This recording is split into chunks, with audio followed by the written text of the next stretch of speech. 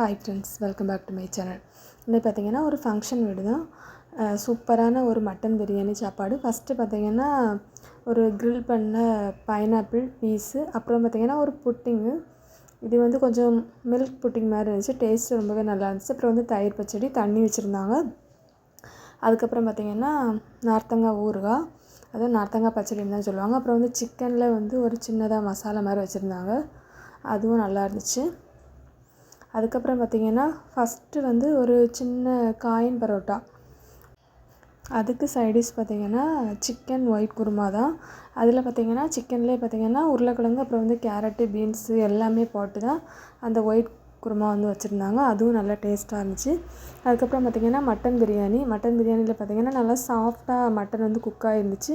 இதில் பார்த்திங்கன்னா நான் பிக்கிறது பார்த்திங்கன்னா ஈரல் தான். எல்லாமே நல்ல ஒரு டேஸ்ட்டில் இருந்துச்சு. அப்புறம் பார்த்திங்கன்னா மட்டனில் வந்து கொழுப்பு எல்லாமே போட்டுட்டு ஒரு கிரேவி மாதிரி வச்சுருந்தாங்க. அப்புறம் வந்து தயிர் சாதம். லாஸ்ட்டாக பார்த்திங்கன்னா வெண்ணிலா ஐஸ்கிரீமு, கூடவே வந்து குலாப் ஜாமுனும். இதுவுமே ரெண்டுமே காம்பினேஷன் வந்து ரொம்பவே சூப்பராக இருந்துச்சு. அதுக்கப்புறம் பார்த்திங்கன்னா நல்லா பெப்பர்லாம் நிறையா போட்டு பார்த்திங்கன்னா பாப்கார்னு.